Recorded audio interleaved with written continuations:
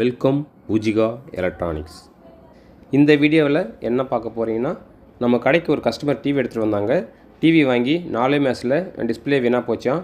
Company call பண்ணி சொன்னதுனால physical damage, warranty clear பண்ண மாட்டேன்னு சொல்லி அனுப்பிச்சிட்டாங்களாம். அதுக்கப்புறம் இன்சூரன்ஸ் ஒரு 3 வருஷம் போட்டிருந்தாங்களாம், அதுவும் கிளைம் பண்ண மாட்டேன்னு சொல்லிட்டு டிவி ரிட்டர்ன் அனுப்பிச்சிட்டுக்கிறாங்க. இப்போ நம்ம கடைக்கு இந்த கஸ்டமரை கொடுத்து கம்மியான ரேட்டில் சரி பண்ணி கொடுக்க சொல்லியிருக்காரு. அதுக்கு முன்னாடி அவர் சொன்ன காரணம் பார்த்தீங்கன்னா, இது சாம்சங் ஸ்மார்ட் டிவி, இந்த டிவியில் போட்டிருக்க டிஸ்பிளே மட்டும் மாற்றி கொடுங்க, வேறு ஏதாவது டிஸ்பிளே இந்த டிவியில் மாற்ற வேண்டாம், அதே டிஸ்பிளே மாற்றி கொடுக்குறோம்னா எனக்கு மாற்றி கொடுன்னு சொல்லியிருந்தாங்க. அதாவது பார்த்தீங்கன்னா, ஒரு கஸ்டமர் டிஸ்பிளே மாற்ற சொல்லியிருந்தாங்கன்னா, அந்த டிவியில் என்ன டிஸ்பிளே இருக்குதோ அதை போட்டால் மட்டும் தான் எங்களுக்கு ஈஸியாக இருக்கும், செலவும் கம்மியாக இருக்கும். அதே அவங்க ஒரு எல்ஜி பேனலோ இல்லை சாம்சங் பேனலோ போட்டு கொடுக்க சொன்னாங்கன்னா, நாங்கள் ஆல்ட்ரேஷன் பண்ணுறதா இருக்கும், செலவு அதிகமாக தான் இருக்கும். இந்த டிவியில் ஓப்பன் பண்ணி பார்த்துட்டு என்ன டிஸ்பிளே போட்டிருக்காங்களோ அதே டிஸ்பிளே தான் மாற்றி கொடுக்க போகிறேன். அதுக்கு முன்னாடி பார்த்தீங்கன்னா, சாம்சங் டிவினா சாம்சங் டிஸ்பிளே போட மாட்டாங்க, எல்ஜி டிவினா எல்ஜி டிஸ்பிளே போட மாட்டாங்க. அதாவது பார்த்தீங்கன்னா, அவங்க பட்ஜெட்டுக்கு தகுந்த மாதிரி தான் டிஸ்பிளே போட்டு கொடுப்பாங்க. இப்போ லோ பட்ஜெட்னா, இப்போ சாம்சங் டிவி பெரும்பாலான டிவியில் எல்லாமே பார்த்தீங்கன்னா இந்த எஸ்டி பேனல் தான் போடுறாங்க. அதாவது எம்ஐ டிவிக்கு உள்ள எஸ்டி பேனல் மட்டும் தான் போடுறாங்க. ஆனால் இந்த சாம்சங் டிவியில் ஒரிஜினல் டிஸ்பிளே அவர் சொல்லியிருந்தார். அதாவது சாம்சங் டிவினா சாம்சங் டிஸ்பிளே போட்டிருக்க மாட்டாங்க. லோ பட்ஜெட் டிவினா கண்டிப்பாக அதில் எம்ஐ மினி காப் டிஸ்பிளே தான் போட்டிருப்பாங்க. இந்த டிவிலையும் அப்படி தான் போட்டிருப்பாங்க.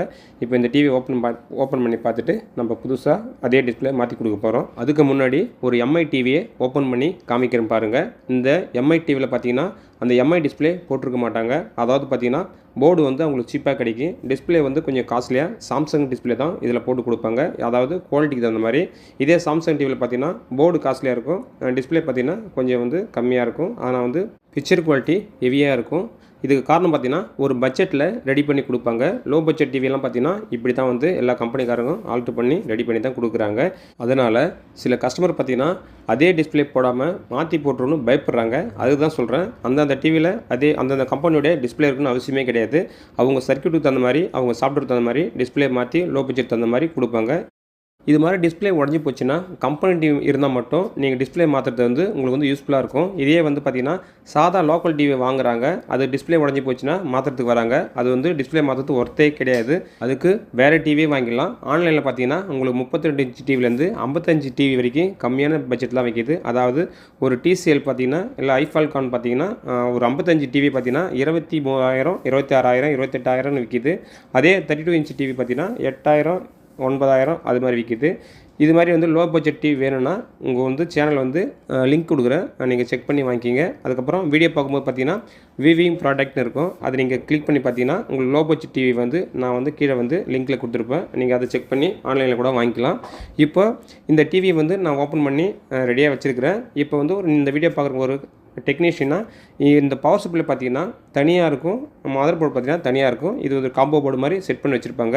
இந்த டிவியில் பெரும்பாலும் பார்த்தீங்கன்னா மதர் போர்டு மட்டும் தான் ரிப்பேர் ஆகுது. பவர் சப்ளை மட்டும் தனியாக ரிமூவ் பண்ணிவிட்டு மதர் போர்டு மட்டும் கொஞ்சம் கம்மியான பட்ஜெட்டில் வாங்கி இந்த டிவியை சரி பண்ணிக்கலாம். அதுக்கப்புறம் இந்த டிவியில் பார்த்தீங்கன்னா சாம்சங் டிவி பெரும்பாலும் பார்த்தீங்கன்னா எல்டிஎஸ் கேபிள் ஒரே மாதிரி தான் இருக்கும். அதாவது ஃபுல் ஹெச்டி டிவியா ஹாஃப் ஹெச்டி டிவியான்னு கண்டுபிடிக்க முடியாது. அதாவது ஒரே எல்டிஎஸ் கேபிளில் ஃபுல் ஹெச்டியாகவும் போடுவாங்க, அதாவது ஹெச்டி ரெடியாகவும் போடுவாங்க. அதுக்கு எப்படி கண்டுபிடிக்கிறதுன்னு பார்த்தீங்கன்னா, டிஸ்பிளே நம்ம கூகுளில் கூட போட்டு செக் பண்ணி பார்க்கலாம். அதுக்கு இல்லைனா எல்டிஎஸ் கேபிளில் பார்த்தீங்கன்னா சிக்னல் பார்த்தீங்கன்னா ஒரு 5 பேரா வரும், 10 பேரா வரும். அதாவது 5 பேரா வந்ததுன்னா அது ஹெச்டி ரெடின்னு அர்த்தம். இதே 10 பேரா சிக்னல் வந்துச்சுன்னா அது ஃபுல் ஹெச்டின்னு அர்த்தம். இப்போ இந்த டிவியில் நான் ஜூம் பண்ணி காமிக்கிறேன் பாருங்கள். இதில் பார்த்தீங்கன்னா 5 பேரா தான் சிக்னல் ரிசீவ் ஆகும். அதாவது மதர் போர்டில் பார்த்தீங்கன்னா எல்டிஎஸ் கேபிளுக்கு 5 பேரா மட்டும் தான் ரிசீவ் ஆகும். இதே 10 பேரா ரிசீவ் ஆச்சுன்னா அது ஃபுல் ஹெச்டின்னு அர்த்தம். இது மாதிரி பார்த்து தெரிஞ்சுக்கலாம். இதுதான் ரொம்ப ஈஸியாக இருக்கும் உங்களுக்கு. நான் காமிக்கிறேன் பாருங்கள். அதுக்கப்புறம் இந்த டிவியில் டிஸ்பிளே மாற்றும் பொழுது பார்த்தீங்கன்னா பேட்டர்ன் போகும். அதாவது பார்த்தீங்கன்னா ரெட்டு, க்ரீன், ப்ளூ இது மாதிரி பேட்டர்ன் போயிடும். இது ஒரு ஸ்கேனர் தான். அதாவது டிஸ்பிளே மாற்றுறவங்க எல்லாருக்குமே தெரியும். இதே டிஸ்பிளே மாற்றும் பொழுது இது மாதிரி ப்ராப்ளம் வரும். அது காரணம் பார்த்தீங்கன்னா டிஸ்பிளேனுடைய வெர்ஷன் இருக்கும். அதாவது 3.2, 3.6 அது மாதிரி எழுதியிருக்கும், அது மட்டும் தான் மாறும். இதை சப்போஸ் நம்ம அந்த வேறு டிஸ்பிளே மாற்றி போடும்போது அது ஒரு டெக்னிக்காக அதை சரி பண்ணுறது எப்படின்னு சொல்லிட்டு ஆல்ரெடி நம்ம வீடியோ நம்ம சேனலில் இருக்கும், பார்த்து தெரிஞ்சுங்க. இப்போ அதை பற்றி நம்ம அதிகமாக முழுசாக போகிறது கிடையாது. இப்போ இந்த டிவி சாம்சங் டிவி தான், இருந்தாலும் அதே டிஸ்பிளே போட்டு ரெடி பண்ணி கொடுக்கல. எல்டிஎஸ் கேபிளில் பார்த்தீங்கன்னா ஒரு அசம்பிள் பண்ண மாதிரி தனியாக அங்கே ஒரு பிட்டு கேபிள் போட்டிருக்காங்க. அதுக்கப்புறம் பார்த்தீங்கன்னா எம்ஐ இன்டர்ஃபேஸ் பின்னு ஒன்று சொல்லியிருக்காங்க. இது மாதிரி நம்ம அசம்பிள் டிவியில் என்ன பண்ணுறோமோ அதே போல் வந்து பார்த்திங்கன்னா இதை வந்து ஆல்ட்ரேஷன் பண்ணி தான் கொடுத்துருக்காங்க. நல்லா வந்து ஜூம் பண்ணி நீங்களும் பாருங்கள். இப்போ இந்த செட்டப்பை பாருங்கள். அதாவது மதர் போர்டில் இருந்து எல்இடிஎஸ் கேபிள் பார்த்தீங்கன்னா எல்ஜி கனெக்டர் போட்டது ஃபஸ்ட்டு கொஞ்சம் தூரம் வந்துருக்குது. அதுக்கப்புறம் எம்ஐ டிஸ்பிளேன்றதுனால அது வந்து மினி காப், அதாவது மினி எல்இடிஎஸ் தான் வந்து அதை உள்ளே போகும். அதனால் அந்த இன்டர்ஃபேஸ் மட்டும் தனியாக மாற்றி இதை வந்து மதர் போர்டுக்கும் டிஸ்பிளேக்கும் எல்இடிஎஸ் கேபிள் வந்து லிங்க் பண்ணியிருக்காங்க. அதாவது ஒரு அசம்பிள் மாதிரி பண்ணியிருக்காங்க. இப்போ டைரெக்டாக பார்த்தீங்கன்னா இது மாதிரி வந்து எல்இடிஎஸ் கேபிளும் கடையில் சேல் பண்ணுறாங்க. இருந்தாலும் இது வந்து எல்இடிஎஸ் கேபிள் வந்து மேக்ஸிமம் பார்த்தீங்கன்னா டிஸ்பிளே மாற்றும்பொழுது மேட்சே ஆகாது, கண்டிப்பாக மேட்சே ஆகாது. அதுக்கு பேட்டர்ன் தான் கண்டிப்பாக போகும். இப்போ இதே ஒரிஜினல் கேபிளை போட்டாலும் நம்ம டிஸ்பிளே மாற்றும் பொழுது கண்டிப்பாக பேட்டர்ன் போகும். இது வந்து வேறு ஒரு ட்ரிக்ஸ் இருக்குது. அந்த ட்ரிக்ஸை வந்து நான் அப்புறமா சொல்கிறேன். இப்போ இந்த டிவியினுடைய டிஸ்பிளேவை நம்ம கைட்டு எடுத்துகிட்டு இதே டிஸ்பிளே போட்டு இந்த டிவியை வந்து எப்படி சரி பண்ணி கொடுக்குறோன்னு பாருங்கள். அதுக்கு முன்னாடி பார்த்தீங்கன்னா நான் வந்து இந்த டிவியில் டிஸ்பிளே போகிறதுக்கு முன்னாடி பார்த்தீங்கன்னா இந்த போட போகிற டிஸ்பிளேவை செக் பண்ணிட்டு தான் அதுக்கப்புறம் டிவியில் ஃபிட் பண்ண போகிறேன்.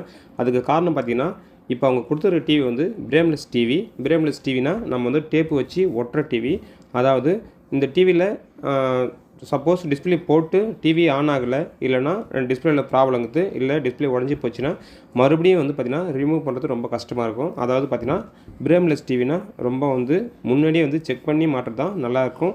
அதுக்காக தான் நான் தனியாக வந்து இந்த டிஸ்பிளேவை வந்து ஒரு செக்கரில் போட்டு எம்ஐ போர்டு போட்டு இந்த டிவி ஆன் ஆகுதா, இல்லை படம் கரெக்டாக ஓடுதா, கலர் எதனா பேட்ச் ஆகிருக்குதா, இல்லைனா லைன்ஸ் ஏதாவது வந்துக்குதான்னு சொல்லிட்டு பார்த்து செக் பண்ணிவிட்டு தான் அதுக்கப்புறம் இந்த டிவியில் இந்த டிஸ்பிளேவை ஓட்டுறேன்.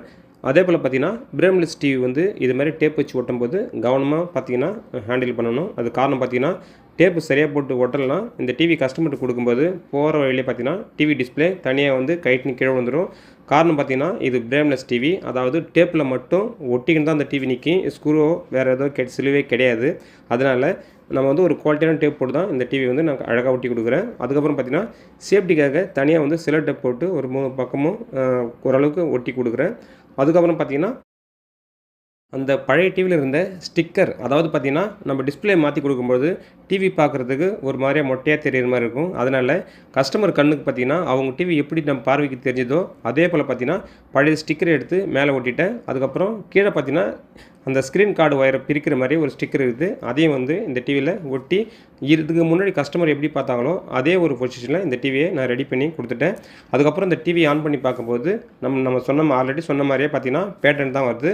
இது காரணம் பார்த்திங்கன்னா பேட்டர்ன் வரது பார்த்திங்கன்னா எல்இடிஎஸ் கேபிளுக்கும் மதர் போர்டுக்கும் டீகானுக்கும் தான் பிரச்சனை இருக்குதுன்னு அர்த்தம். அதாவது நம்ம வந்து எல்இடிஎஸ் கேபிள் சரியாக படினாலும் இதுமாதிரி ப்ராப்ளம் வரும். அப்படி இல்லைனா எல்இடிஎஸ் கேபிள் வந்து மேட்ச் ஆகலைனா கூட இதுமாரி ப்ராப்ளம் வரும். சப்போஸ் படியலைன்னா நம்ம வந்து கொஞ்சம் க்ளீன் பண்ணிவிட்டு போட்டால் சரியாயிடும். அப்படி இல்லைனா எல்இடிஎஸ் கேபிளை சேஞ்ச் பண்ணும்போதும் சரியாகும். ஆனால் இந்த மாடல் டிவியில் பார்த்தீங்கன்னா என்ன பண்ணாலும் இந்த பேட்டர்ன் சரியாகாது. அது காரணம் தனியாக இருக்குது. அதை நான் வந்து அதுக்கப்புறம் சொல்கிறேன். இப்போது இந்த டிவியில் வந்து பழைய டிஸ்பிளே எடுத்துகிட்டு புது டிஸ்பிளே போட்டு இது படம் வர மாதிரி ஆல்ட்ரேஷன் பண்ணி இந்த டிவியை சரி பண்ணிட்டேன். அதாவது இது மாதிரி வந்து Samsung TV, LG TV, Sony TV இது மாதிரி கம்பெனி டிவி இருந்தால் மட்டும் டிஸ்பிளே உடஞ்சி போச்சுன்னா நீங்கள் வந்து டிஸ்பிளே மாற்றுறது ஒர்த்து உங்களுக்கு. சாதா டிவினா அதுக்கு நீங்கள் வந்து வேறு டிவி வாங்குறது தான் பெஸ்ட்டு. டிஸ்பிளே மாற்றுறது வேஸ்ட்டு தான். சில கஸ்டமர் பார்த்திங்கன்னா கம்மியான விலையில் டிவி இருந்தால் சொல்லுன்றாங்க. இப்போ நம்ம சேனலில் வீடியோ பார்க்கும்போது கீழே பார்த்தீங்கன்னா வியூ ப்ராடக்ட் அப்படின்னு சொல்லிட்டு வந்து போகும். அதுக்கப்புறம் ஷாப்பிங் சொல்லிட்டு வந்து போகும். நீங்கள் அதை வந்து மேலே வந்து கிளிக் பண்ண உடனே ஷாப்பிங்க்கு, அதாவது ஒரு ஃப்ளிப்கார்ட்டு இல்லை அமேசான் அங்கே கூப்பிட்டு போகும். அங்கே போய்ட்டு விலை நான் வந்து செலெக்ஷன் பண்ண விலை மலிவான டிவி பார்த்திங்கன்னா அங்கே வந்து பார்த்திங்கன்னா ஷோ ஆகும். இந்த டிவியில் ஏதாவது உங்களுக்கு பிடிச்சிருந்தா செக் பண்ணி பார்த்துட்டு வாங்குங்க. அவ்வளோதான் இந்த வீடியோ. இந்த வீடியோவில் ஏதாவது உங்களுக்கு சந்தேகம் இருந்தால் கமெண்ட்டில் சொல்லுங்கள். இந்த வீடியோ பிடிச்சிருந்தா லைக் பண்ணிங்க. நீங்கள் ஒரு டெக்னீஷியன் இருந்தீங்கன்னா நம்ம சேனலை சப்ஸ்கிரைப் பண்ணி ஃபாலோ பண்ணுங்கள். நன்றி.